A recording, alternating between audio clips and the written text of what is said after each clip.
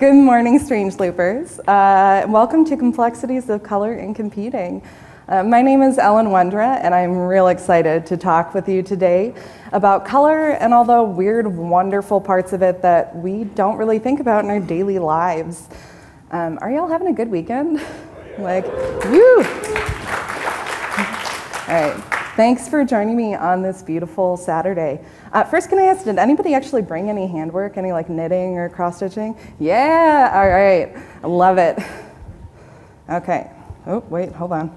It helps when you actually start your slides and then you can click through them. Maybe the second complexity of color and computing is that sometimes you start your slideshow wrong.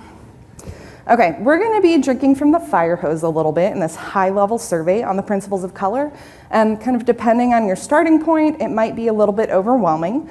My main hope is that at least glimpsing some of these processes and potential complications behind what color is, how humans perceive color versus how machines perceive color, and some of this history will help you as you go forward in your own technical journey. I'm also hoping to give you some technical tips and talk about some current use of color, especially in textiles and counteracting things like facial recognition, which just happen to be some of my own personal interests. I do want to note at the top, before we dive in, that we are going to talk about racism a couple of times, mostly in historical context and in the context of facial recognition. This is not a talk that is about racism, but it did come up in my research several times, and as a white woman who does benefit from systemic racism, omitting it from this talk would be perpetuating it, so I decided to leave it in. In my personal experience, understanding some of the forces behind what makes something work, even if not everything sticks, can really help me write better, more accessible code in the future, because I know why that rule is there, even if I don't remember all of the specific pieces of the puzzle. Okay, so a little bit about me. So we have a starting point for this whole thing. I'm Ellen, as I said at the top. I'm from Illinois originally, but I'm currently based out of Tacoma, Washington. I was in the inaugural class of the Ada Developers Academy, which is a code school for women and gender diverse individuals. Before I was a developer, I was a crafter. And I learned how to process algorithms by going to Michael's Crafts and going to the clearance rack and getting knitting needles and yarn and taking the string and figuring out how to turn it into cloth. I dabble mostly in fiber arts, some of which I did include here. Lately, I've been playing a lot with cross-stitch. I created on the right, let's see, up above you can see a completed cross-stitch that I created on the right and a pattern that I generated on the left with my Stitchifier gem, which is something that you can find on GitHub for reference. Many handwork patterns do look like this, like blocks of color or shapes arranged in clear patterns. So a few years ago, when an ex-girlfriend challenged me to create a Ruby gem that converts pictures to cross-stitch, this task seemed really simple.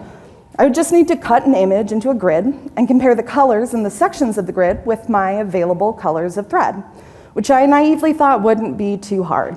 But in order to do that, I had to learn a lot more about color, and I'm gonna pass some of that knowledge on to you.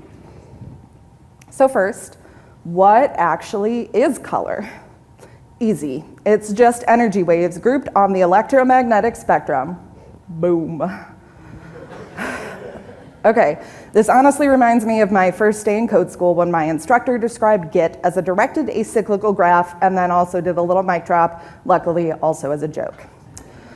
In nature, color starts out as white light, containing all of the colors on the electromagnetic spectrum. When this light hits objects, it bounces off of those objects, and some of those wavelengths are absorbed.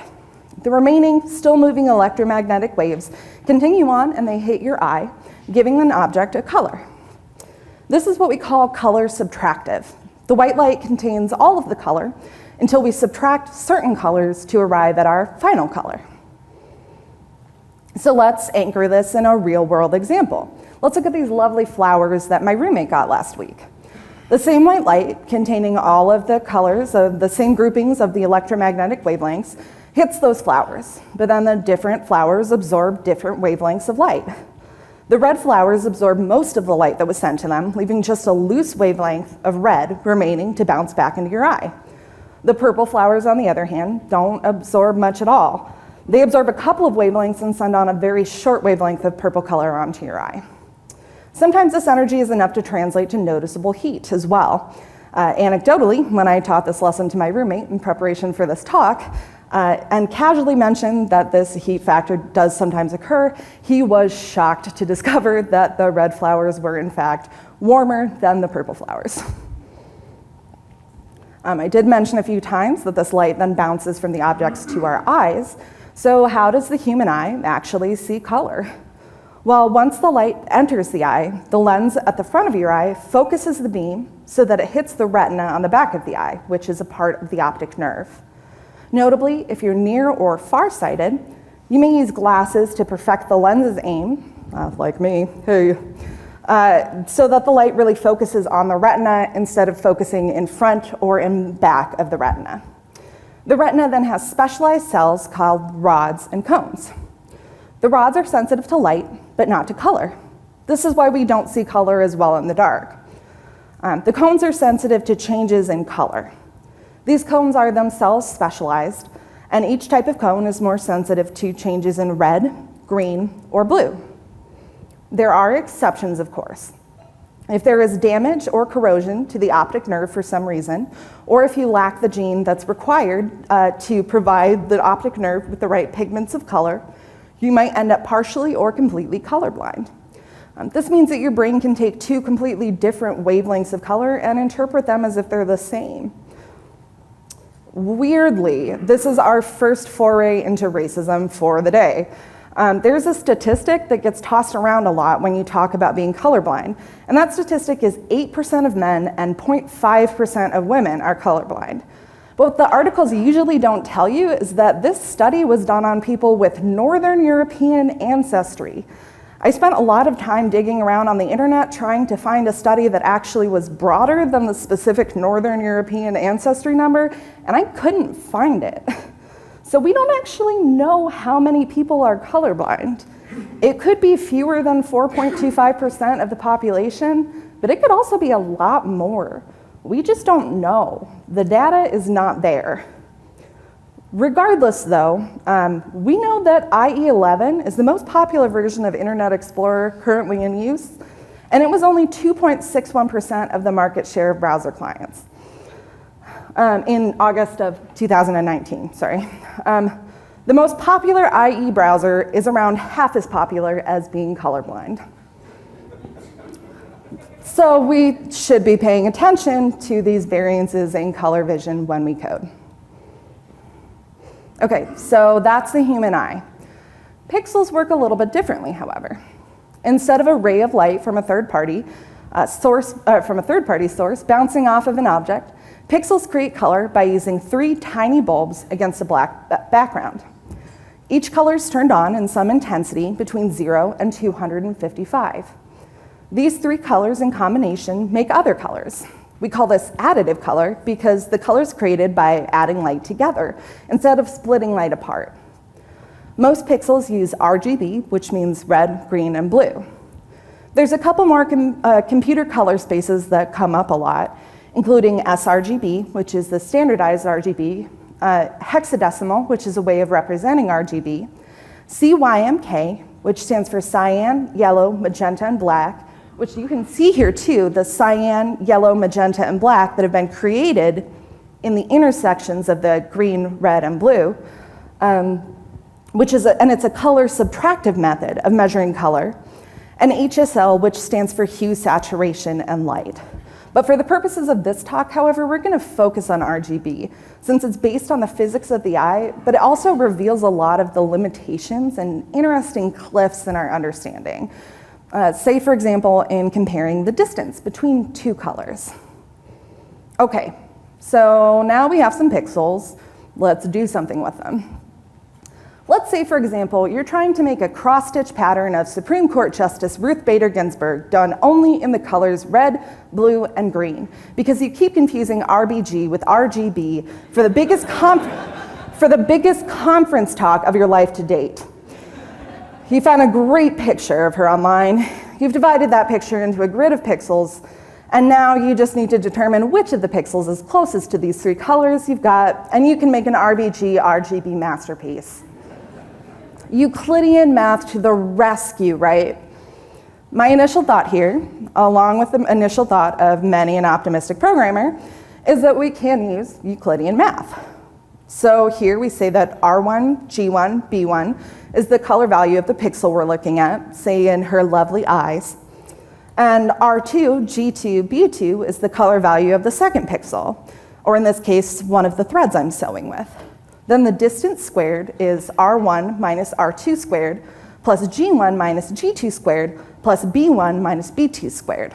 So I can check the distance between each of the colors, see which one has the shortest distance, and decide, okay, I should pick that color for that pixel. It turns out, however, that the answer is a lot more complicated than that. The human eye is a lot more sensitive in changes to illumination than it is in changes in color. It's also more sensitive to changes in dark tones than it is to changes in light tones. Originally, as color scientists were first discovering this, they attempted to weigh the RGB values and stick to a mostly Euclidean algorithm, XR, YG, ZB. But it became clear that it simply was not complex enough to reflect the way the human eye sees color. So in 1976, the International Commission on Illumination first standardized the value of delta E. Delta E is an alternative algorithm for describing the distance between two colors. It has been changed several times throughout the years as the ability to depict color on a screen has advanced, along with our understanding of color. After the algorithm has been applied, it describes the difference between two colors as a single number. Now, originally, I was going to show you the formulas for delta E, a few of them, but honestly, most of the articles that explain delta E to you don't even attempt to show them to you. They just send you a link to a converter. Like, they just say, don't even try to do this yourself, find someone else who's already done it. It didn't seem helpful to show these to you, just intimidating. So suffice it to say that there is an entire branch of color science devoted to exploring why twice as much blue does not look the same to the human eye as twice as much yellow. This nonlinear processing of visual information comes up again in photography in particular, which is an issue when we're making our RGB masterpiece, remember. It comes up in a concept called gamma correction. Since the human eye is so much more sensitive to the differences in shadows than it is to the differences in light, but digital cameras default to linear storage and prioritization of light, unencoded images would store light at a linear rate, which leads to some unattractive images that don't pick up on detail in the shadows that our human eyes perceive, and that do pick up on details in bright areas that our human eyes do not. Luckily, practically all digital photography now uses gamma encoding, which is algorithmic encoding that defines the relationship between a pixel and its actual luminosity.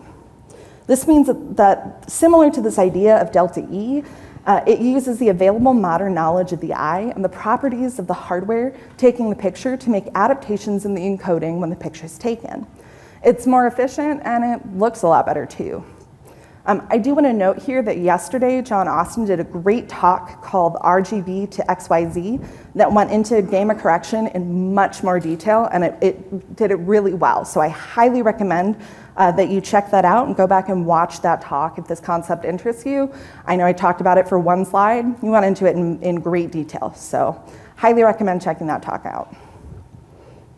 Okay, now as I mentioned earlier, being colorblind is more popular than using Internet Explorer 11, so let's talk about some areas of accessibility and some access background. The Web Content Accessibility Guideline has a few suggestions for building accessible websites accommodating for contrast and color. The WCAG extends the, you know what, I'm gonna drink water for a second. This is a real weird transition. Sorry, y'all. I'm a weird kind of lady, so sorry. This is the choice you made when you sat down here. Okay, now that I've taken a moment. Okay, the WCAG extends the Americans with Disabilities Act of 1990. So it's 1990.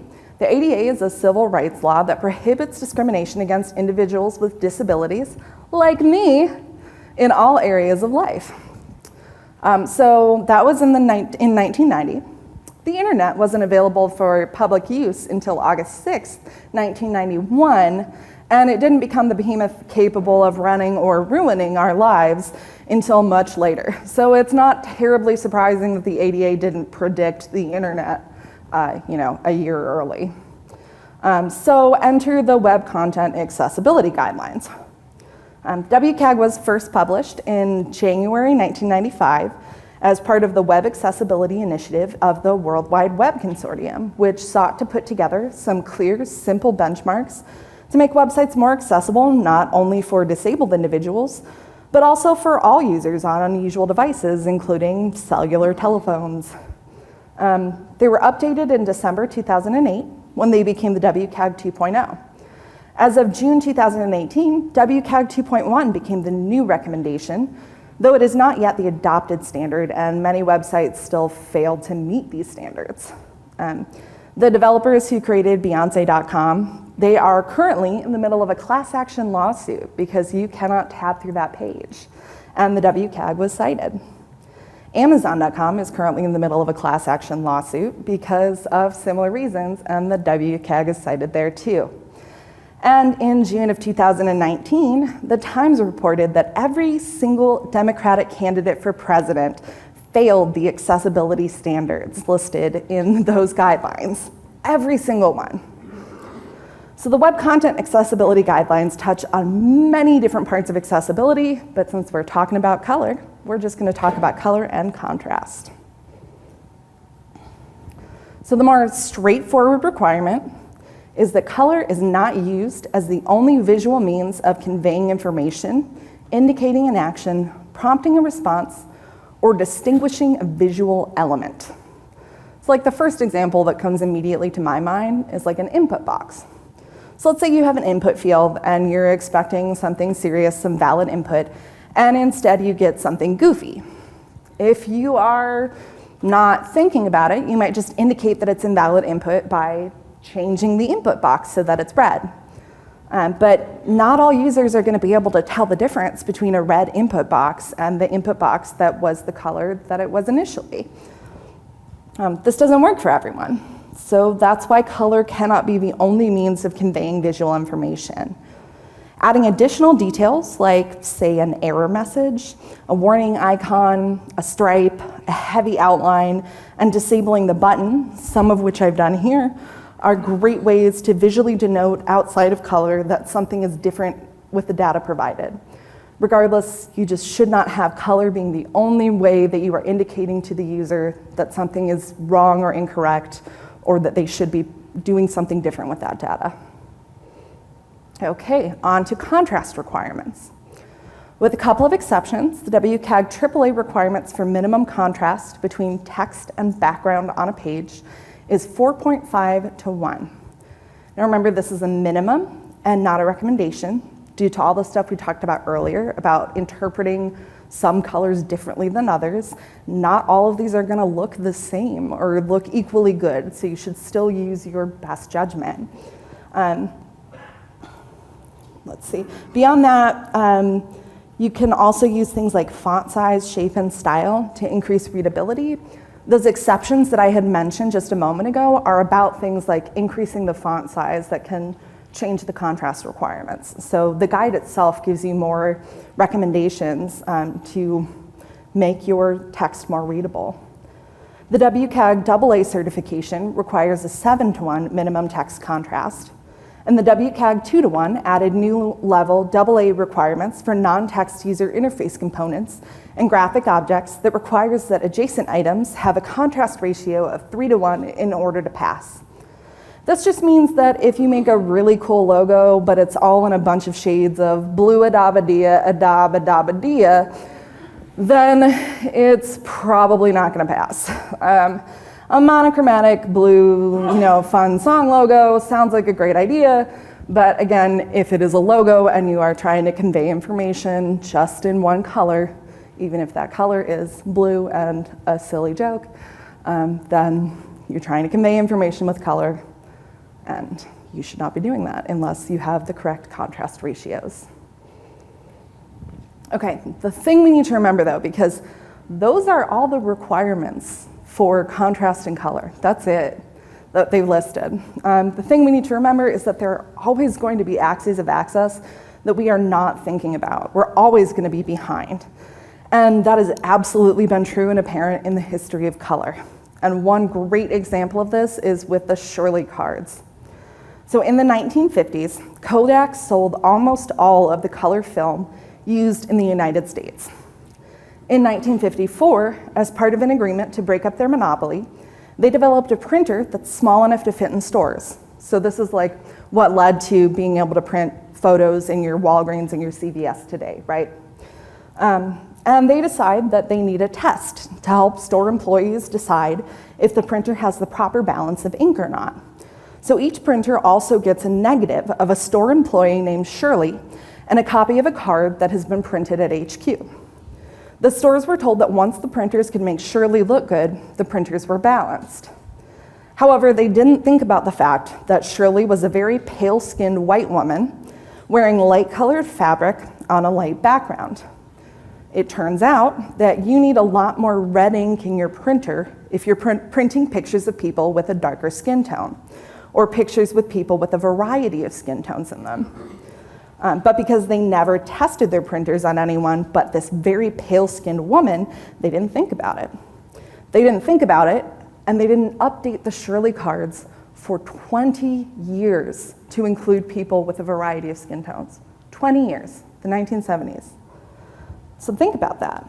That means that for 2 decades, light-skinned people had access to easy, affordable photography and printing, and example cards that included the word normal in them. You can see it right here, it says normal.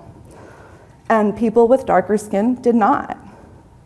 All because Kodak made some bad choices, and as a result, their printers didn't have enough red ink in them. Now, you'd hope that after we saw the evidence of what 20 years of racial bias and test data can do to your outcomes in color, we would be better at this.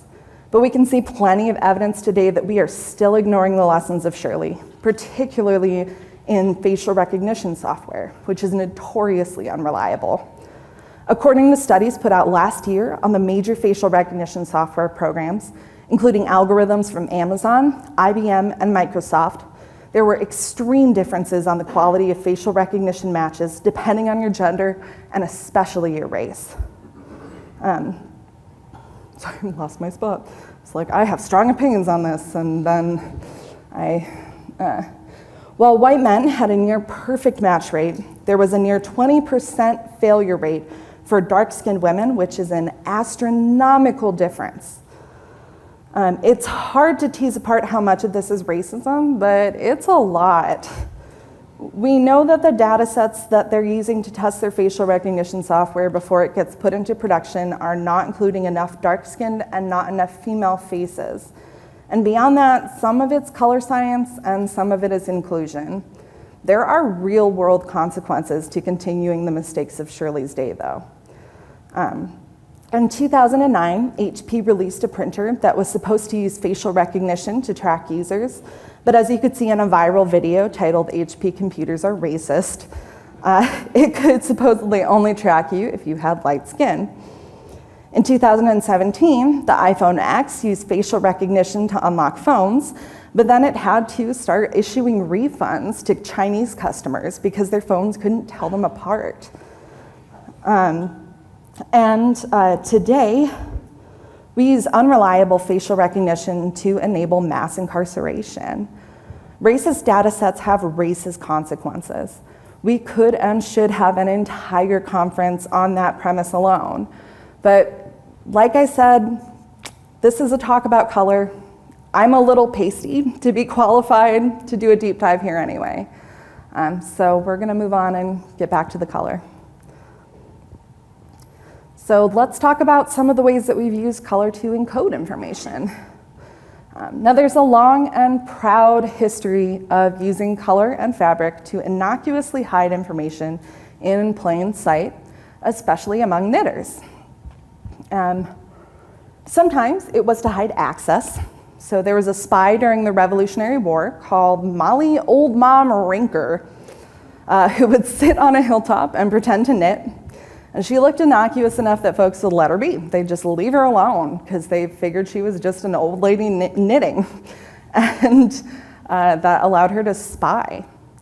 There's also a long history of women in particular knitting code into fabric. So in both World War I and World War II, knitters living by the railroads were powerful forces for the resistance because they were able to work innocuously, knitting code in purled and knit stitches that meant absolutely nothing, just looked like random bits of fabric to people who didn't know the code, but then they could hand this scarf off to someone who understood it, and it told them the movements of the opposing troops, which is astounding and amazing to me. And then today, there's still plenty of crafters following closely in their footsteps, actually knitting and crocheting code directly. And I myself have stitched more than a few QR codes as well, but I'd like to focus more on their spiritual descendants, the counter-surveillance wearable. I'm gonna take another water break. Thanks for hanging. Okay, there's a few details to the counter-surveillance puzzle to talk about before the examples. So first, what I'm talking about is largely ways to counter facial recognition using color. So to understand how this works, you need to know a little bit about how most facial recognition works. So while Apple is currently working with depth, Apple is currently working going off of depth, so facial depth, but most of the facial recognition is working with light, and it uses specific points on your face, largely your T-zone, which is like here and here, and then the shape of your jawline to establish the existence of a human face shape. And then once the software scanning for faces has determined, like, hey, there's enough color points over here in this grouping that I think looks like a face, then it hits a database of known faces looking for a match to the mapping of specific colorful dots and lines that it's found. So counter-surveillance wearables largely attack one or more of those points in the process.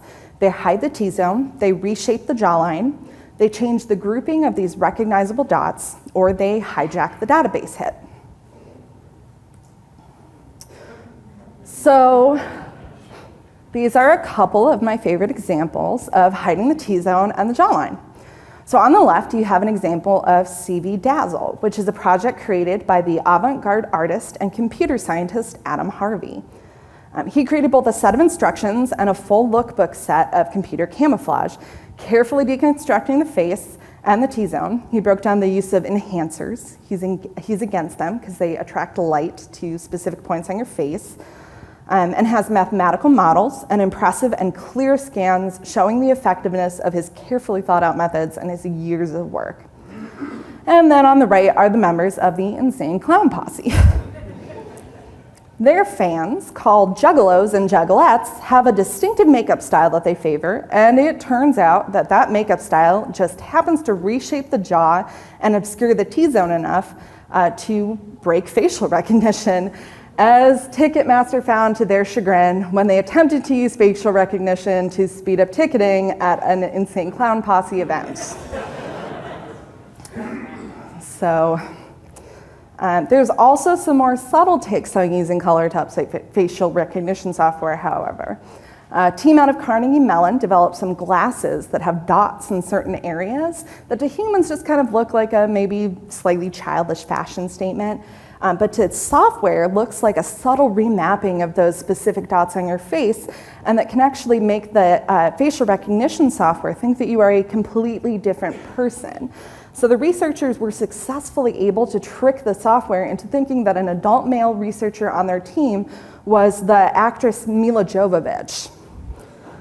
And for an even more subtle look, a team in Hong Kong is using the same principles of remapping those specific and identifiable dots on your face, but working outside of the visible light spectrum.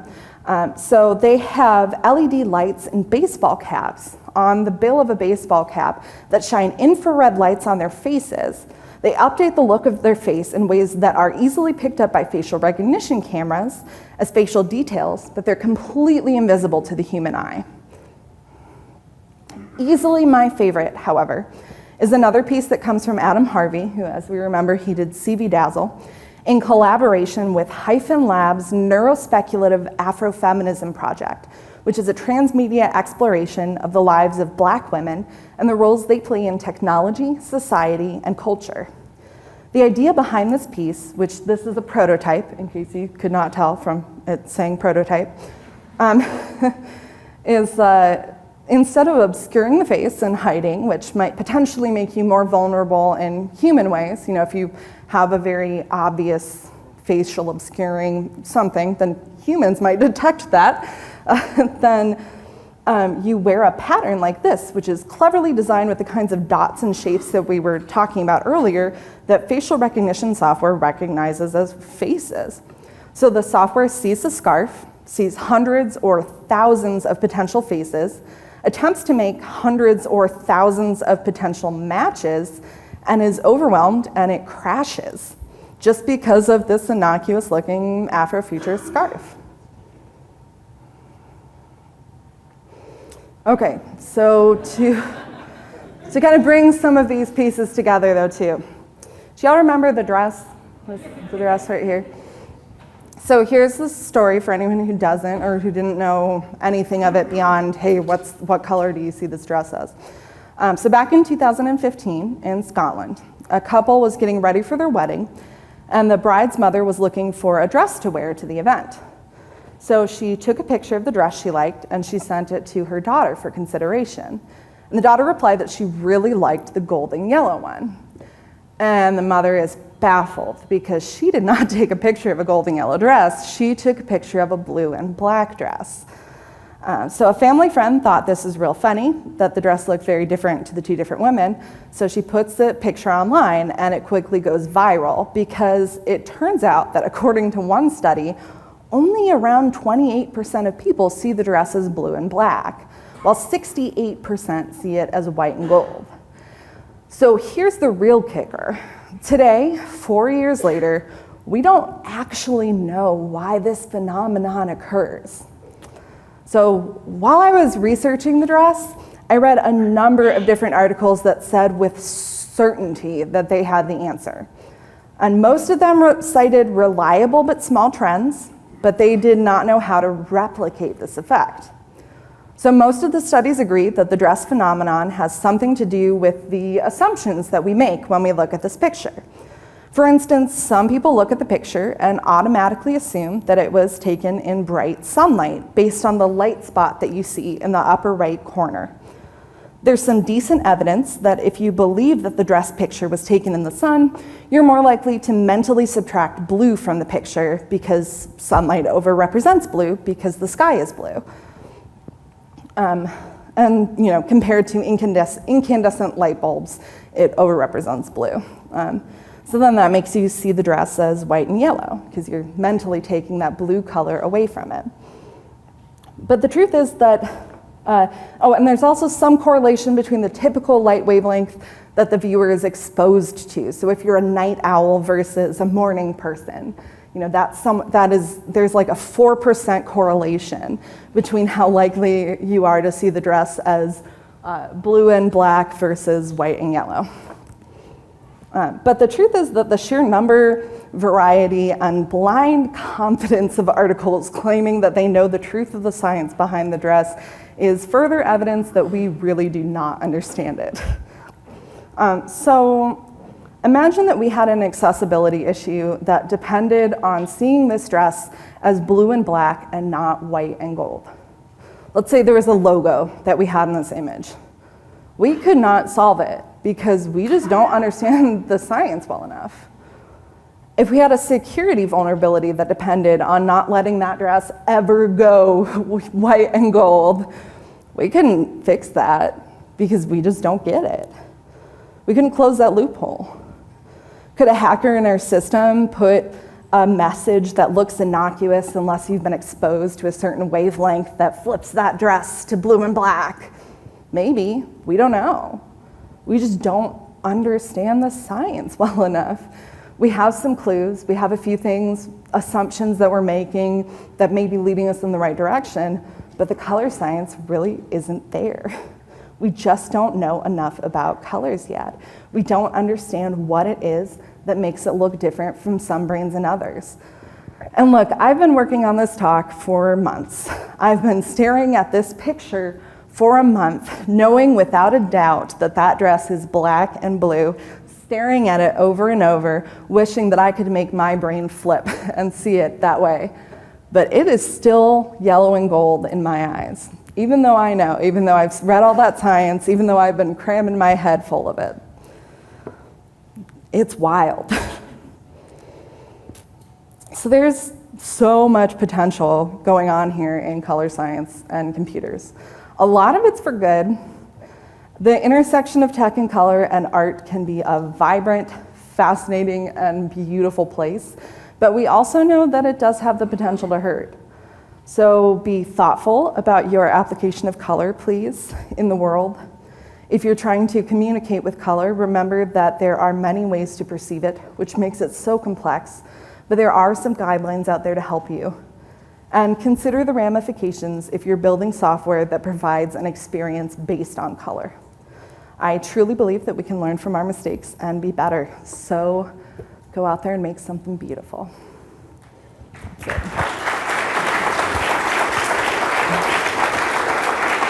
Okay. Yeah, I think I have like 3 minutes, so I could take 1 or 2 questions. But yeah, in the back. Have you seen the research that links color perception and language? Color perception and language. Oh, I've seen a little bit years and years ago that there is, sorry, the question was, have I seen the research that links color perception and language? And if I recall correctly, there is some research that shows, and correct me if I'm wrong, but there's some research that shows that people are more likely to see, or that if they don't have a word for a color, they don't see it, and then as you increase the language for it, they're more likely to perceive it. Yeah, I don't, the reality is I saw that like many years ago, so I don't have a connection to it here. Yeah, it sounds interesting. I literally had forgotten until you brought it up, and now I kind of want to go check it out and see how it compares to this. But yeah. Thank you, though. That's a good thing to bring up. Yeah, what's up? Have you seen any of the attempts out of Hong Kong to disrupt? Yes, I have. So there are a couple, so the question was, have I seen any of the attempts out of Hong Kong to disrupt facial recognition? So there are a couple of interesting ones. One is, of course, they're just literally pulling the facial recognition polls down, which is effective. Yeah, they're also using a lot of lasers and stuff to disrupt the, so what they're doing effectively is that they're working outside the visible light spectrum and using lasers and like infrared and stuff to shine it into the cameras and stuff, right? Correct me if I'm wrong, but I believe that's what, I think that from what I have seen, so in Hong Kong they have facial recognition cameras and they're trying to disrupt them by shining lights and lasers at the towers and things like that, and like, because again, you can work outside the visible spectrum. You can do, a lot of the potential here comes from the fact that like, the things that you can do, the things that humans see and the things that computers see are not the same. So like working outside that visible light spectrum, they're doing a lot of that in Hong Kong. Because again, they were the ones that had the caps that were shining lights on the face, and so they're also like using laser pointers to shine at the facial recognition towers, because then the facial recognition towers can't see your face because they're already like, I'm detecting the lasers, like what, there's all this light in me, you know, if you are already full of wavelengths. That was a very babbly response to that, but yeah. Great, thanks. All right, I think I'm just about at time. Thank you all for being such a great audience. I did bring some cross-stitch examples down here if you want to take a look. And then also, I have some No Tech for Ice posters. My only request is that if you grab one, put it somewhere where other people can see it. Thank you so much for being so great.